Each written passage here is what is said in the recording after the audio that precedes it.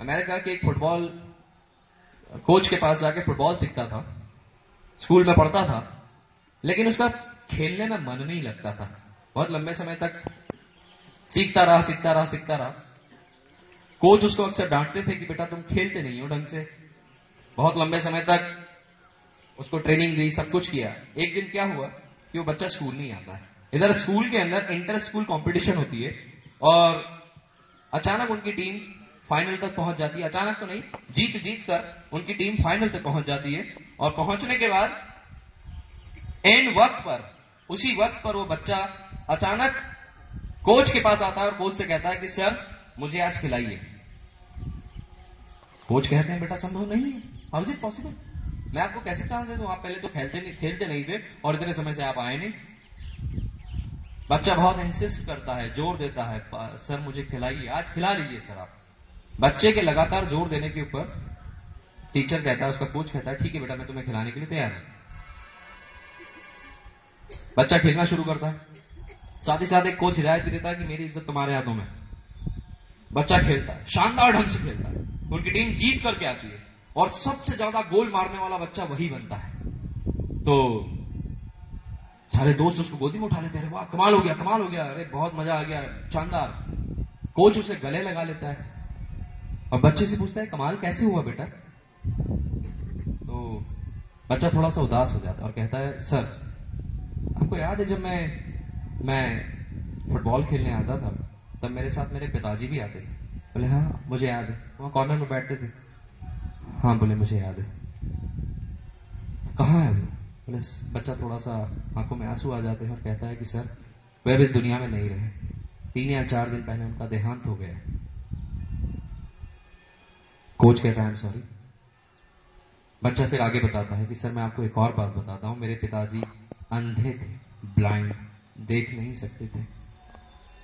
Coach कहता है sorry बेटा। बच्चा कहता है कि सर जब वे मर रहे थे, मृत्युशैया पर थे। मृत्युशैया को आप अपनी अपनी भाषा में समझ सकते हैं, जब मरने से पहले इंसान बड़ी आखिरी स्टेज में होता है, उस वक्त मृत्युशैया पर वो लेटे थे। तब उन्होंने मुझसे एक बात कही थी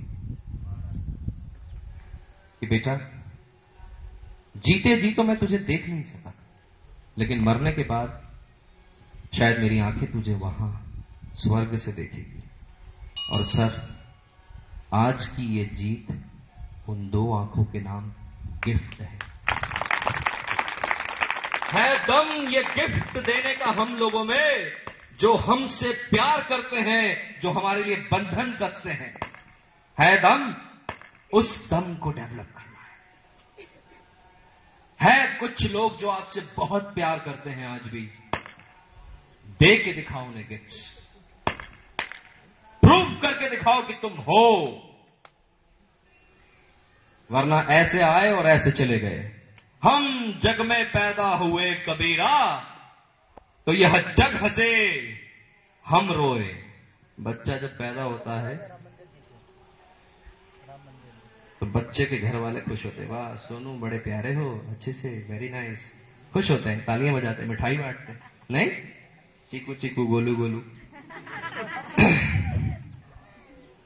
बच्चा रोता रहता है, वहां क्या जानवर लोग कैसे देख रहे हैं। हम जग में पैदा हुए कबीरा, तो यह जग हंसे हम रोए। अब कुछ ऐसी करनी कर चले कि हम हंसे और जग रोए। Come on do it.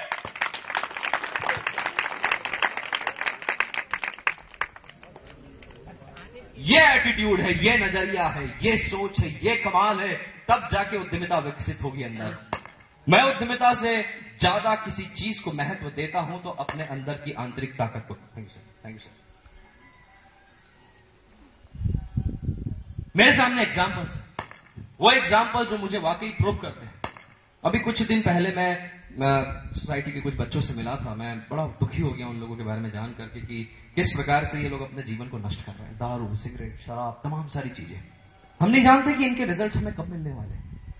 10-15 साल के बाद शायद आपको इसके रिजल्ट मिलना जब शुरू होते हैं, जब उन लोगों को मिलना शुरू होते हैं, तब वे नष्ट होने की कगार पर पहुंच जाते हैं। तंबाकू मसल के खा रहे हैं, मुझे तो सिर्फ इतना बताओ कि आप इस प्रकार के चेहरे से बात करना पसंद करोगे, तम्बाकू खा के बात कर रहा हूं भैया कैसे हो, माफी चाहूंगा अगर आप में से कोई खाता होगा तो। मुझे तो इस प्रकार के व्यक्ति बिल्कुल पसंद नहीं है। चलिए छोड़िए,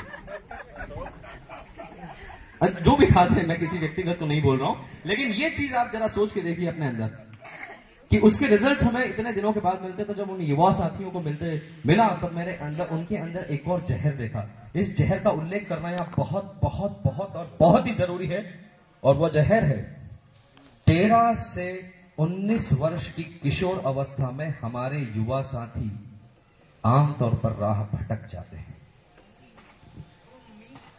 इस उम्र में अगर किसी ने तारीफ कर दी मित्रों, आप उसके हो गए। और फिर ये जो गाने बज रहे हैं, आदमी अकेले बैठ के ही सुनता है और भूल जाता है कि उसके जीवन का परम उद्देश्य, पुनीत उद्देश्य, पावन उद्देश्य क्या है। क्या हमारी लाइफ सिर्फ इतनी सी है कि एक चेहरे के पीछे हम अपने पूरे जीवन को नष्ट करने के लिए तैयार हैं? कम ऑन फ्रेंड्स, आप प्यार के मामले में बड़े कंजूस रह जाओगे, बहुत लिमिटेड रह जाओगे, क्योंकि आपको प्यार करने वाला शायद इस दुनिया में एक ही होगा, लेकिन हमारे जैसे लोगों को प्यार करने वाले हजारों होंगे। क्या मैं सही हूं? तो वो एटीट्यूड आपको डेवलप करना है कि लोग आपके लिए न सिर्फ तालियां बजाए, लेकिन आपके इंतजार में पलक पावड़े बिछा दे। क्या मैं सही हूं? तो वो एटीट्यूड आपको अपने अंदर डेवलप करना है। फ्रेंड्स, मित्रों, युवा साथियों, आपको यहां पर अगर बुलाया गया है तो यकीनी तौर पर वो तमाम सारी बातें सिखाने के जिसके माध्यम से आप युवा चेतना मंडल, यहां लिखा हुआ है, अरे वाह, युवा चेतना मंडल, जग जीवन ग्राम, जिला इंदौर, चेतना, तो चेतिए ना। कब तक सोए रहेंगे? कब तक हम यूं ही मर मर के जीते रहेंगे यारो? चलो आज से कुछ यूं करे कि मर मर कर जिए हम।